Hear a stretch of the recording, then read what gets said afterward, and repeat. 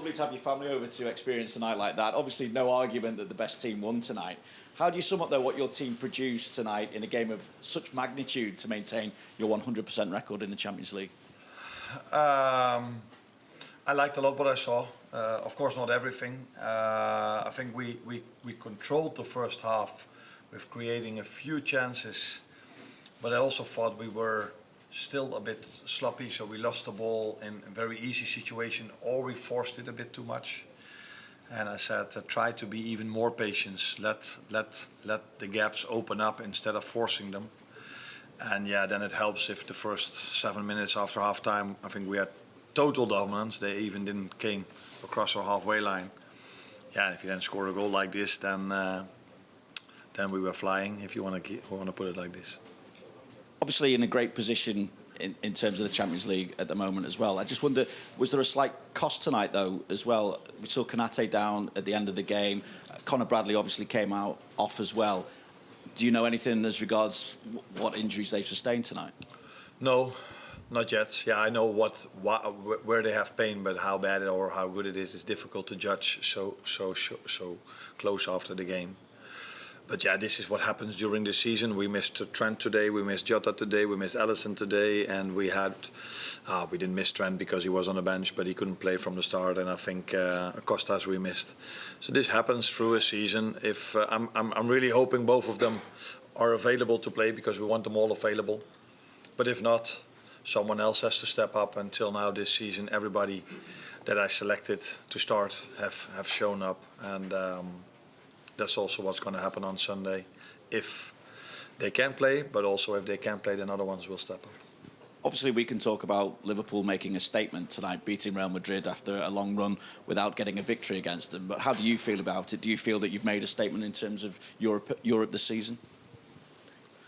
I think it's always good to win a game, and especially a big game like this, because you know you face so many quality players. For me, it would even mean more if we go into the later stages of the tournament, because this is such a strange and different setup in the Champions League that it's difficult to judge how important these wins are. If we arrive in the last 16 or quarterfinals or wherever we can arrive to, and we face them again, and then we are able to beat them, that would be maybe a bigger statement than this. But we are definitely happy with the win. Let that be clear. Hi, Arne. Just asked about Conor. It's easy to forget he's still very young, but pocketed Mbappe tonight, got an assist. How pleased were you with him overall? Had an assist for Maka's goal, did he? Yeah. Okay. So we're talking about Conor, don't we? Conor, yeah. Did he play the ball square to? I didn't know. He was in a strange position as a right fullback. Oh, okay, that's why he ended up over there. I think it's nice for him. It's nice for his family. It's nice for us, but it's also very nice for the academy that a player that comes through the ranks of the academy does so well. And not only him, Queef was outstanding today. Curtis was outstanding today. Probably all of them were outstanding. But to have 3 academy players in your team doing so well is I think also a big compliment for the academy this club has. And Conor did very well, but I'm totally not surprised of him doing so well, because he showed this already last season and showed this in this season in training session and in games as well. So very nice for him. James.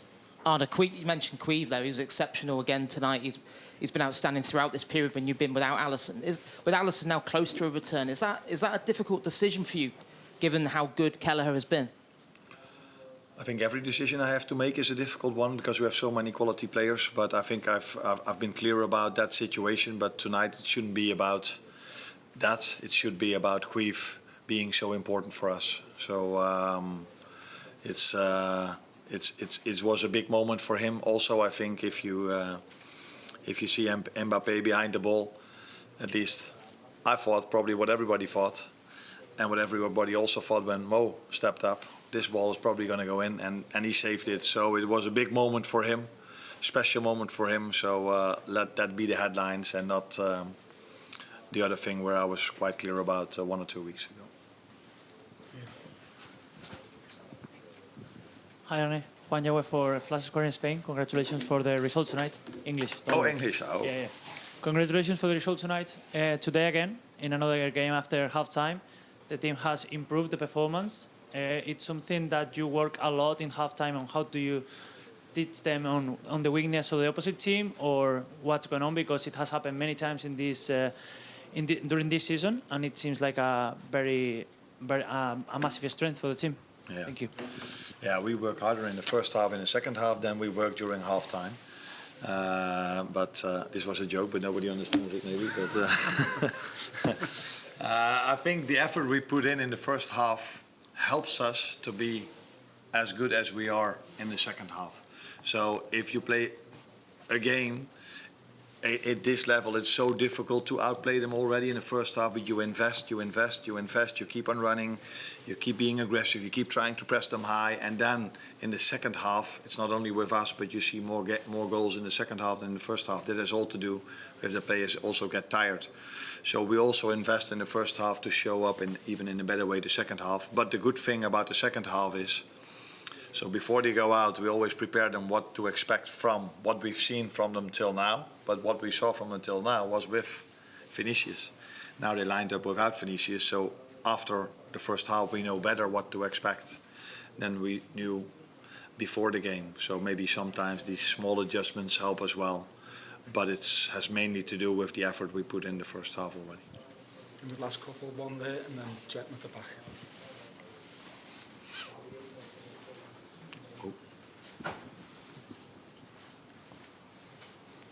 Hi, Arne. You guys played like the best team in Europe tonight. How do you manage, and the table says so at the moment, how do you manage to transform this team into a team that goes 5 wins out of 5 games in the Champions League? Oh, I don't think we transformed that much. We adjusted a bit, but maybe it's your first time at Liverpool, but I think the ones that are here for a long time, they are just almost used to playing a final or to be up there with all the great teams in Europe. So this team has always been there. Last 2 years maybe have been a bit different than all these years before, but it was only maybe a few adjustments or playing different teams. But we're only 5 games in a new format, so we're happy where we are, but we are not getting carried away by only winning in a group stage game. This club wants more than only winning group stage games. Last one there.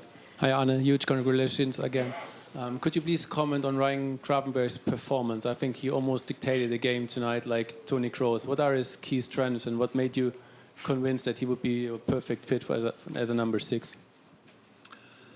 I agree with you, he played a very good game, which was not that easy because he conceded a yellow card already quite early in the game. But yeah, he's so comfortable on the ball, and we like to have possession a lot. And if you have possession a lot, it's always useful to have players that are so comfortable and dominant on the ball. And he brings together with our last line the ball towards the players that can hurt every opposition. And that's what makes him special, together with his running capacity. He just keeps on running.